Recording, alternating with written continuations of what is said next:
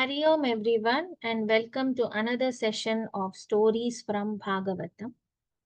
Last week we had seen the story of King Vena and today we will be seeing the story of King Prthu or Prthu Chakravarti. So Vena was the son of King Anga and Queen Sunita, who was the daughter of Mrityu. We all know that the sages, they cursed Vena and he died. However, the kingdom was left without a king again. So the sages decided to churn the body of Vena for a successor. Upon churning the body of Vena, a couple emerged, and the sages knew that they were a divine couple, a part of the supreme God. The sages were very happy, and the male person became the first king and was called Prthu Chakravarti, and his consort was called Queen Archi. Prthu was crowned as the king and he became the next ruler of the kingdom. Prthu was an enlightened king and he served his subjects and he was upholding dharma all the time. His subjects were suffering from starvation, as all the vegetation in that kingdom had perished due to adharma. What adharma happened in that kingdom? You remember Vena, in his greed, had used up all the resources and caused great harm to Mother Earth. So, people wanted help from Prthu Chakravarti. So they went to the king and they pleaded him to help them to get relieved from this starvation. Now, Prthu started thinking, how do I help my people? How to elevate this starvation? So what did he do? He believed that earth was not yielding food, and he thought that if I scare her a little bit, she will yield food. So, what he did, he took his bow, Ajagava, the bow was called Ajagava, and arrows, and he started to scare the earth by chasing her. Mother Earth took the form of a cow, and she also started running, and Prthu was chasing her. Wherever the cow ran, Prthu did not stop. He kept on chasing her. She went in all the directions possible, east, west, north, south. Wherever she went, she found that this Prthu Chakravarti was still following her and trying to scare her and trying to kill her. Finally, she got so tired of running. She stopped and she surrendered to the king. She said, "O king, how can you kill a female? How can you kill me? I am so scared of you. You are such a powerful king and you have come to kill me." Now the king said, "O mother, you have not released food to my subjects and they are all dying of starvation. And it is my dharma or duty as a king to help my subjects live a good life. They should have enough food and they should not be starving." So, this Prthu Chakravarti was telling Mother Earth for helping him. Now, Mother Earth, what she said to Prthu Chakravarti that why don't you level the lands and do all the things so that we can have lot of food for your subjects. So Prthu Chakravarti leveled all the lands and he defined the villages and towns and all the other things that a city and village needs. Before King Prithu's time, there was no agriculture, there was no cultivation, no roads, Nothing was there. All these things originated in the reign of King Prthu. People were given homes, vegetables and food were cultivated, and by granting life to Mother Earth, King Prthu became father to Mother Earth, and that is why she is also called Prithvi, daughter of Prthu. Now, after this, what happened? King Prthu continued to rule this country very well. He is also called as Adi Raja or Prthu Chakravarti. Why was he called that? Because during his rule only, agriculture, abodes for cattle, houses for farmers, then mining, villages, towns, castles, roads, everything came into existence. He served his subjects for many years, and finally he decided to do the Ashwamedha Yajna. What is Ashwamedha Yajna? It is a yajna in which 100 horses are offered to God, to Mahavishnu. Now, this Prthu Chakravarti became very, very popular. All the devas and Gandharvas and everyone were seeing such a dharmic ruler, such a great king he was, and he did so many beautiful things, and that they were all in awe of him. They were always praising him. So when he started doing this yajna, he invited everybody and all the devatas and all the Gandharvas, Apsaras, all the Saptarishis, everyone including Narada and all the great sages, they all attended this yajna. And they not only attended the yajna, but they also got lot of precious gifts for the king. Now, this Indra, no, he was seeing all this and he got very jealous of King Prthu. So he thought, I will not let this yajna be successful. I have to somehow create an obstacle. So what did he do? While King Prthu was doing his worship, offering his yajnas, the last horse which was supposed to be offered in the yajna, Indra came and he took that horse away. And because Indra took that horse away, the yajna was not completed. Now, all the rishis were there, no? Among those rishis, Rishi Atri saw Indra stealing that horse.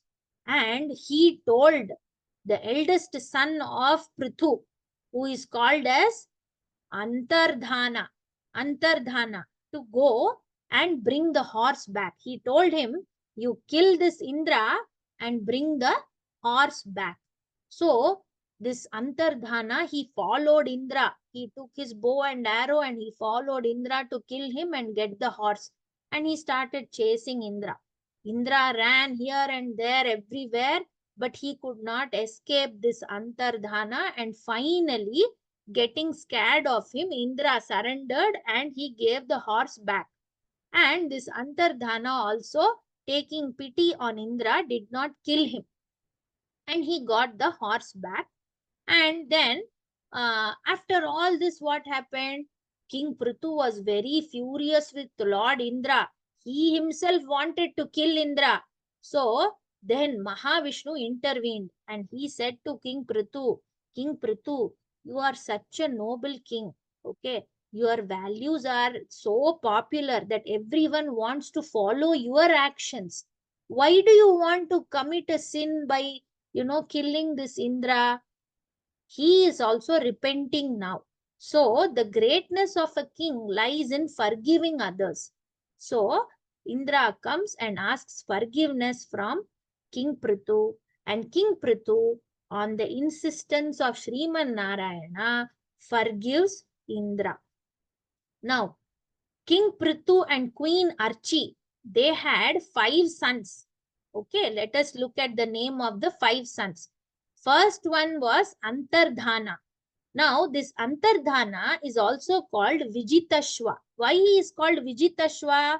Somebody who won the horse, conqueror of the horse. Because he went he followed Indra and he got the horse back, right? So all the sages bestowed him with the name as Vijitashva. Then the next son was Dhumrakesha. Third son was Haryaksha, then Dravina, and then Vrika.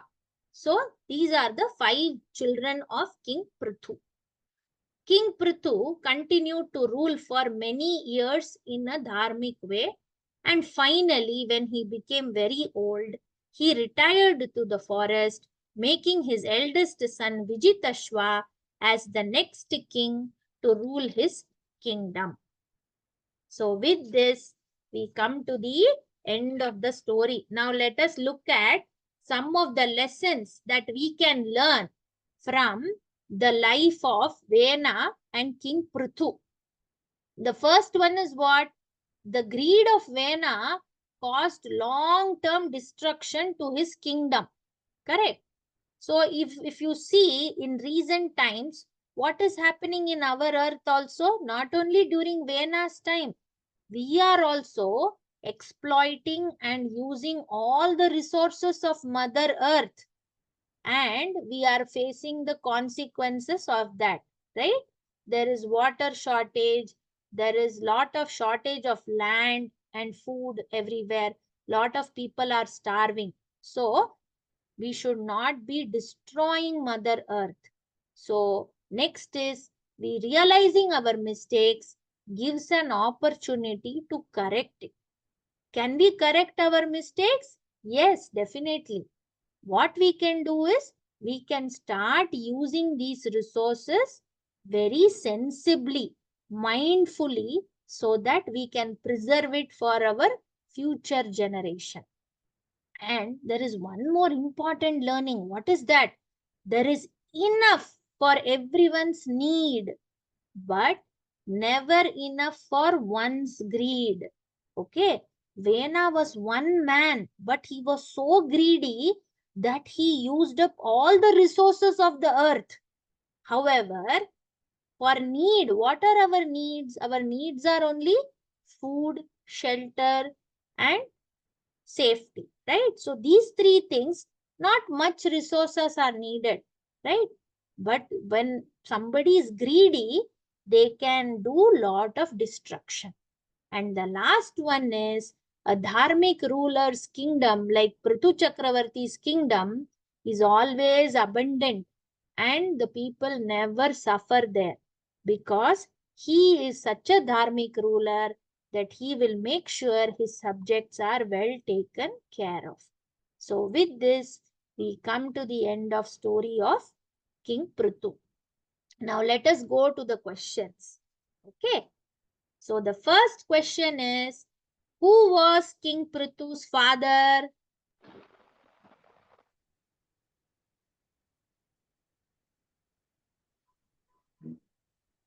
Ram? Venu. Vena. Vena. King Vena was the Prithu's father. Who was the consort of King Prthu? Yes, Diya? Disha? Vichitashva. That is not his consort. Consort means wife. Wife is Queen Archie. Okay, Vijitashva is the son of King Prithu. But very good, you tried it. Okay, now, who did King Prithu chase?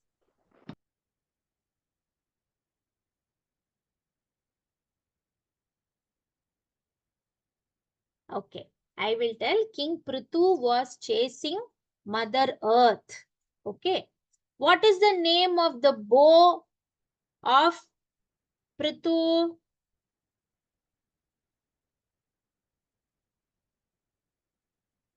King Prithu took a bow and started chasing Mother Earth. Okay. The question is, what is the name of the bow of Prithu? It's, yes, Ram. It starts with A, ma'am. Ajaya. Ajagava. Ajagava. Okay, that is the name of the bow that King Prithu took, and he started chasing Mother Earth. Now, who took the form of cow? Yes, Ram. Mother Earth. Mother Earth. Mother Earth took the form of cow and started running when King Prthu was chasing her. Which yajna was King Prthu performing? Diya Disha, which yajna? Yes? Ashwamedha Yajna. Yes, very good. Now, who stole the horse of the yajna? The last horse. Who stole it? Yes, Disha? Indra. Indra. Okay. One question. What does Vijitashva mean? Ma'am, Yes, Ram. who won the horse? Yes, conqueror of the horse. And last question of the day. How many sons King Prthu and Queen Archie have? Yes, Diya? 5. 5. Very good. Okay. So with this, we come to the end of the story of King Prthu. Okay. Hari Om, everyone. See you next time with another story.